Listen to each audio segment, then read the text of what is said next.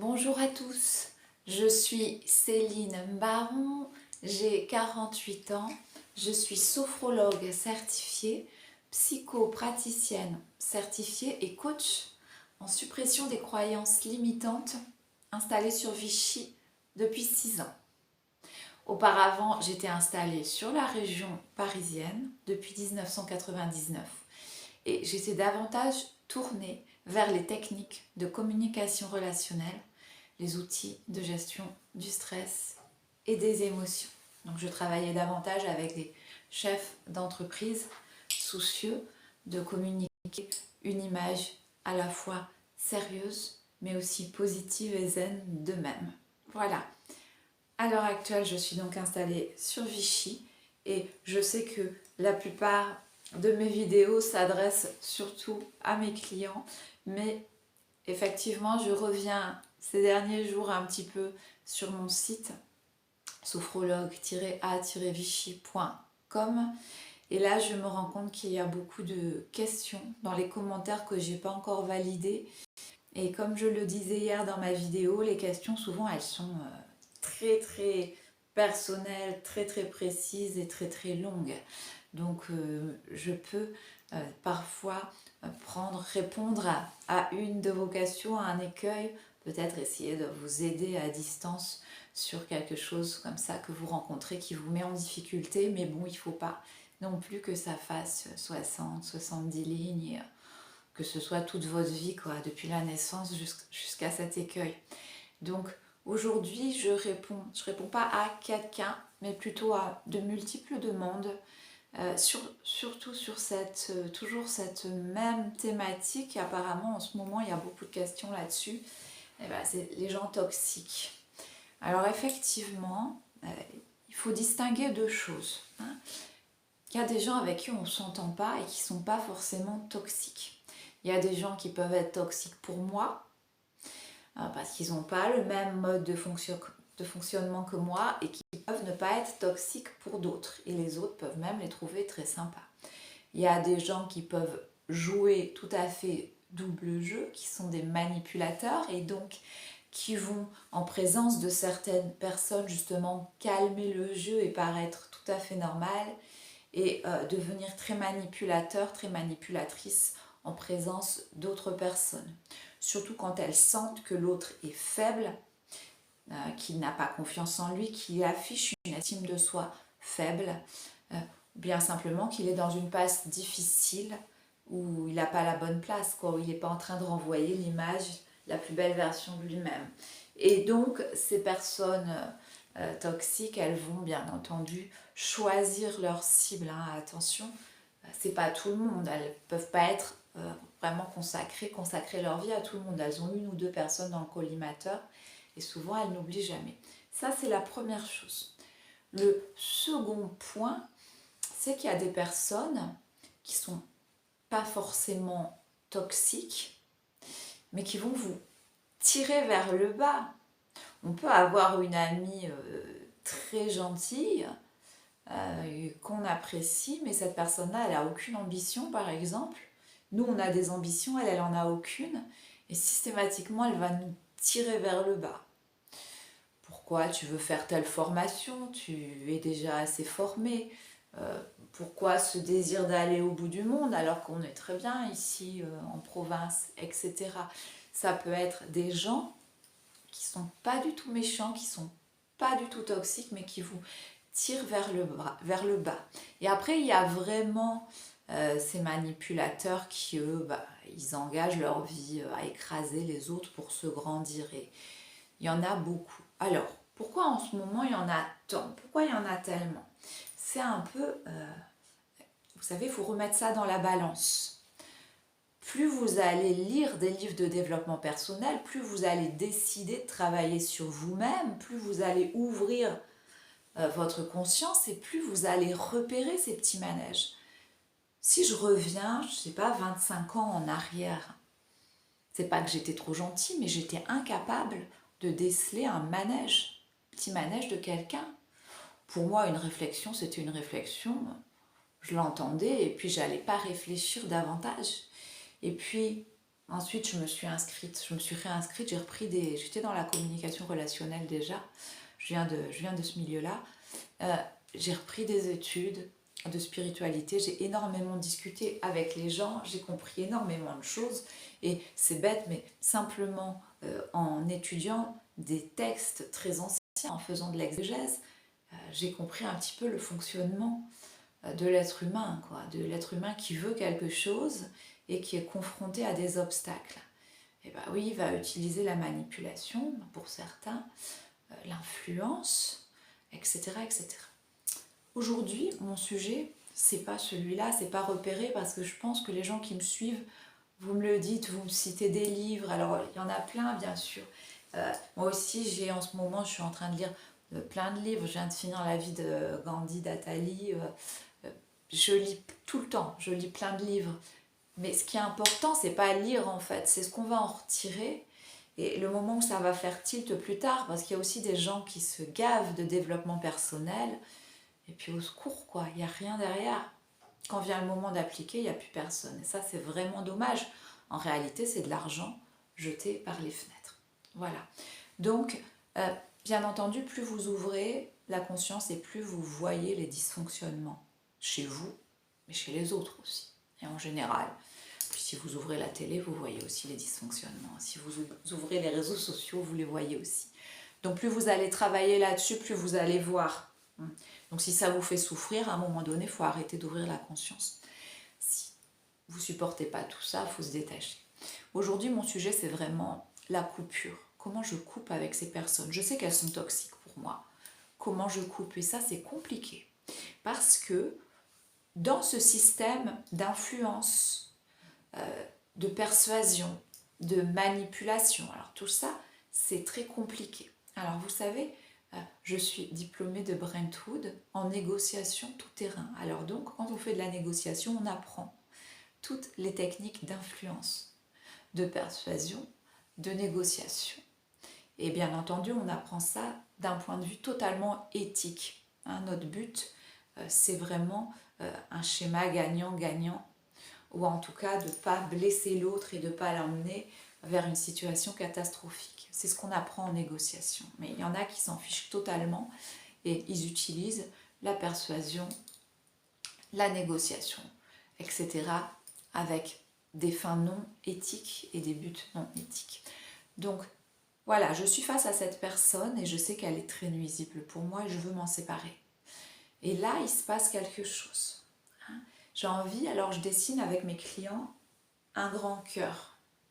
Un grand cœur qui va représenter mon self-love, ma confiance en moi, mon estime de moi-même, mon amour-propre qui est bien différent. L'amour-propre me dit quand rentrer dans un jeu, quand rentrer dans un système et quand m'en dégager. Quand ça pique, je dois m'en dégager. Vous comprenez la blessure d'amour-propre.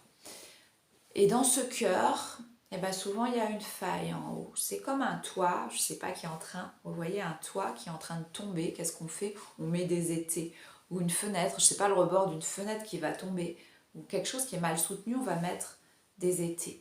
Donc moi je ne dessine pas des étais, je dessine une béquille à cet endroit-là. On dessine. Donc vous avez votre cœur avec un morceau là qui est en train de tomber et dessous va venir mettre une béquille. Et cette béquille, c'est votre mode, ça devient votre mode de fonctionnement. C'est-à-dire quand vous allez être critiqué ou attaqué, vous allez vous défendre, par exemple, c'est votre béquille. Ou bien vous allez monter sur vos grands chevaux et puis vous allez rappeler votre valeur, c'est votre béquille. Ou bien vous allez vous détacher, c'est pas plus mal, partir, ne plus répondre, c'est une béquille aussi, en réalité. En réalité, vous avez besoin de cette béquille pour que tout cet ensemble qui représente votre amour de soi ne s'effondre pas. Le problème, c'est qu'à un moment donné, vous savez qu'être tout le temps avec une béquille, c'est pas simple. Qu'est-ce qu'on fait quand on... Et je suis bien placée pour le savoir. Quand on a mal à la jambe, avoir une béquille, ça peut aider à un moment donné, il faut faire une rééducation. On ne peut pas rester comme ça. C'est trop compliqué d'avoir... voilà, si on peut se rééduquer, c'est mieux. Et là, c'est pareil. Donc, quand vous allez faire cette rééducation avec les toxiques, vous allez ôter la béquille et vous avez alors le sentiment qu'on vous ôte une partie de réassurance, une partie de vous-même, une partie de votre essence. Alors vous êtes mal, on vous a enlevé la béquille, on vous a enlevé une partie de vous-même. C'est un peu comme quand vous êtes petit, vous apprenez à faire du vélo, vous savez, avec des petits trous à l'arrière. Le jour où on vous enlève, on vous ôte ces petits trous, vous voyez, c'est un peu similaire. Et donc maintenant, c'est à vous d'avancer, de continuer dans vos retranchements, puisque cette personne toxique, vous ne voulez plus la voir. Mais voilà, hélas, vous avez cette béquille en moins, ce petit manque d'essence de vous-même, ce mode de fonctionnement et de réassurance qui vous a été ôté. Et du coup, ça crée une dissonance en vous et vous n'êtes pas bien. Alors voilà, je vois des gens qui me disent par exemple, ma belle-sœur, elle est hyper toxique. Elle me fait du mal en permanence. Elle critique mes enfants, elle critique ma maison. Elle me regarde jamais dans les yeux quand elle parle. Elle est vraiment détestable. Ok, alors pourquoi est-ce que vous continuez de la voir si à chaque fois elle vous rend malade? Pire que ça, quelqu'un, un proche, me raconte qu'à chaque fois qu'il voit sa belle-sœur, il est malade. Mais vraiment malade physiquement, quoi. Il a mal au ventre, il vomit. Il a un genre de gastro qui se met en place à chaque fois qu'il la voit. Quelqu'un d'autre, une autre proche, me dit que systématiquement, quand elle voit une personne toxique de son entourage, qu'elle passe 2 jours avec elle, parce que ouais, c'est pas de la famille, on va dire c'est de la famille éloignée, mais bon, elle n'a pas trop le choix, il faut qu'elle la voie. Elle fait des cystites à répétition, la cystite, la lutte de territoire féminin, vous savez. Donc, et elle est malade à chaque fois, super malade, et c'est hyper désagréable. Bon, elle continue de la voir. Donc, on en parle et voilà, on en arrive à se dire, faut pas être fâché, on va pas créer une escalade, mais on veut juste couper les ponts. Donc il faut enlever cette personne, il faut plus lui répondre, faut bloquer son numéro de téléphone, il faut plus lui répondre, faut la bloquer des réseaux sociaux, faut l'enlever. Et c'est tout à fait légitime de couper les ponts avec quelqu'un qui vous fait du mal, qui vous rend malade physiquement. Et pourtant, les gens me disent, mais Céline, j'y arriverai jamais. Je vais culpabiliser, je me sens mal. Et elle va se demander pourquoi elle n'est plus dans mes réseaux. Et elle va se demander pourquoi je ne réponds plus au téléphone. Et je vais devoir me justifier. Non, j'y arriverai jamais, c'est trop difficile. Donc, vous préférez garder vos cystites, garder vos espèces de gastro là, qui arrivent juste quand vous les voyez, ce mal-être, vous préférez garder ça plutôt que de culpabiliser parce que vous les avez enlevés. En réalité, qu'est-ce qui se passe quand vous enlevez quelqu'un comme ça totalement de vos réseaux? Eh bien, il sait très bien, la personne sait très bien pourquoi vous l'avez ôté. Et elle ne va pas venir demander. Alors, il y a une technique qui peut rassurer certains, c'est de dire simplement, écoute, voilà, je me suis fait pirater mon Facebook, et puis du coup, je l'ai fermé. Ou bien je l'ai fermé, ou bien quelqu'un a pris pouvoir de mon Facebook, a publié n'importe quoi, du coup j'ai enlevé tous mes amis pour pas qu'ils soient embêtés, et puis je referai un compte plus tard. Voilà par exemple.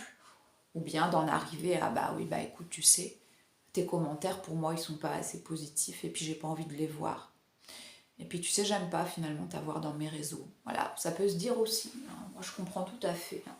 Moi j'ai plusieurs amis qui m'ont enlevé, des amis, pas des amis, des relations qui m'ont enlevé de leur réseau parce que je publie souvent des choses positives, des mantras sur la vie, sur le bonheur. Et puis il y a des gens, ils sont dans la désespérance. Alors qu'est-ce que vous voulez? Ils n'ont pas envie de voir ça. Bon, ça peut se comprendre. Hein. Donc en réalité, c'est la première façon. Vous coupez les ponts et votre culpabilité, elle va se transformer en bien-être. Parce que quand ça va faire 3-4 mois, pour les exemples cités, que vous avez plus la cystite, que vous avez plus l'espèce de gastro créé par le stress, que vous n'avez plus les papillons dans le ventre, la gorge serrée, l'envie de vous justifier, l'envie de tomber dans la colère, etc., et il y a de l'espace pour vous, du temps, davantage de temps. Alors qu'est-ce que vous pouvez faire? Moi j'ai enlevé des gens de ma vie, puis du coup je suis allée m'inscrire au cours de raku, parce que j'avais très envie d'apprendre à cuire moi-même le raku, donc je me suis inscrite au cours, voilà. Plein de choses comme ça. Quand j'étais plus jeune, j'ai éliminé 2 personnes qui étaient pas toxiques, mais qui étaient profiteuses de ma vie, puis j'ai gagné tellement de temps que j'ai pu faire une licence de théologie à distance à côté. Vous vous rendez compte le temps que j'ai gagné? J'ai appris le latin, le grec, etc., plutôt que de voir ces 2 personnes. Donc quand vous virez de votre vie des gens toxique, et ben vous avez du temps pour vous. La deuxième chose, c'est que l'inconscient est merveilleux. C'est la part la plus aimante de vous-même. C'est votre double aimant qui comprend tout, qui sait tout. Et ce qui est génial avec l'inconscient, c'est que vous pouvez lui raconter une histoire, il va la prendre pour véridique. Donc, elle va inventer une scène. Dans votre esprit, vous vous détendez, vous mettez une musique zen, et c'est un peu ce que je fais en hypnose ericksonienne. Vous allez emmène mon client dans un lieu qu'il aime, un endroit, mais c'est un voyage. Alors ça peut être le train, ça peut être le car, ça peut être l'avion. Mais à cet endroit, il va rencontrer la personne dont il veut se séparer. Et il va avoir plusieurs fois, parce qu'on va répéter, une conversation. Et il va vraiment tout lui dire, et une fois qu'il aura coupé avec la personne, il pourra ouvrir le rideau du car ou ouvrir le petit hublot le petit rideau du hublot de l'avion, ou regarder par la fenêtre de la voiture, peu importe le mode de transport, et voir un ciel dégagé, un horizon grand ouvert. Et on va répéter. Donc la rupture, la coupure, elle peut se faire dans le mental et elle va s'effectuer ensuite réellement dans la vie, vraiment. Et j'avais raconté il y a 1 an, et je vous donne des nouvelles de ça, j'avais raconté que j'avais vraiment besoin de couper avec 2 personnes, c'était plus possible, quoi. 2 femmes. Et donc ça fait 1 an à l'heure actuelle que je ne les ai pas vues et que je n'ai plus de nouvelles et que je les ai mises à la diète de mes informations. Donc j'ai dû dire à tout le monde autour de moi, ne dites rien sur moi. Donc elles sont blacklistées partout, elles ne voient plus rien. Alors après, bon, hein, je les ai blacklistées, j'ai blacklisté leurs amis, leurs réseaux, etc. Bon, on n'est pas à l'abri de quelqu'un qui prête son téléphone, mais je ressens beaucoup moins, en tout cas, d'ondes négatives. Ce sont des gens que c'est des personnes que j'avais recadrées. Ça faisait 15 ans que je les recadrais, quoi. Donc je veux dire, je suis quelqu'un qui a une tolérance, quand même un seuil de tolérance assez élevé. Enfin, au bout de 15 ans, on entend toujours les mêmes choses, les mêmes critiques, etc. Bon, c'est bon, quoi. Et donc, il y a 1 an, j'ai fait cette vidéo et j'étais allée voir une énergéticienne. Moi aussi, je travaille l'énergétique, mais bon, quand c'est pour moi, je préfère aller voir quelqu'un. Et je lui ai dit, à partir du moment... J'étais dans une situation, tout était bloqué. C'est-à-dire, j'avais envoyé des manuscrits, j'avais pas de réponse. J'avais, comme à cette époque-là, la plupart de mes collègues, eh ben, une baisse de fréquentation de mon cabinet. On ne sait pas ce qui s'est passé. Bon, c'était l'inflation, peut-être le résultat de l'inflation après Covid, etc. etc. Bon. Et puis, j'étais pas bien dans mon corps, je me sentais pas bien. Et donc, bah, je suis allée voir cette personne qui est thérapeute comme moi, j'ai fait ce nettoyage, et ce qui m'a vraiment, je vais pas dire choquée, en tout cas interloquée, c'est qu'à partir du moment où je l'ai appelée, immédiatement et tout de suite, et où on a parlé, je lui ai expliqué, elle a su tout de suite de toute façon de qui il s'agissait, elle m'a dit ouais, c'est un tel et un tel, elle ne me connaissait pas, mais elle a su au téléphone, en entendant ma voix, de qui il s'agissait. Et avant même que je la voie, puisqu'elle m'a donné rendez-vous 15 jours après, hop, tout s'est débloqué. Tout s'est débloqué. Donc j'ai reçu un email de mon futur éditeur, de mon éditeur, qui me disait que voilà, manuscrit sélectionné. Voilà, j'étais très contente. Le téléphone a recommencé, mais quasiment immédiatement à sonner. Je me suis sentie dans une grande forme. Vraiment, j'ai recommencé à faire mon jogging, voilà, perdu mes 3 kilos qui m'enquiquinaient parce que j'avais un peu arrêté le sport. Et je me suis sentie d'un seul coup super bien, et j'ai compris que c'était vraiment la coupure mentale. Et pourtant, c'est mon métier, mais de le voir avec quelqu'un d'autre, parfois ça aide avec un tiers. Voilà. Donc, je voulais vraiment vous dire ça. Pensez la béquille, la réassurance, vous pouvez l'ôter. Vous serez mal au début, mais vous allez y arriver, vous pourrez l'ôter. La première chose. La deuxième chose, coupez les ponts absolument et ne pas revenir dessus, gardez votre décision. Et la troisième chose, visualisez cette discussion non terminée. Soyez gagnant dans cette discussion et mettez un point final et voyez cet horizon grand ouvert. Et refaites cette visualisation avec tous les détails, les vêtements, l'ambiance sonore, le lieu, les parfums, etc. Les sentiments, vous y mettez tout jusqu'à ce que vous vous sentiez libéré de cette relation toxique. Voilà, très bien, je vous dis à bientôt. Au revoir.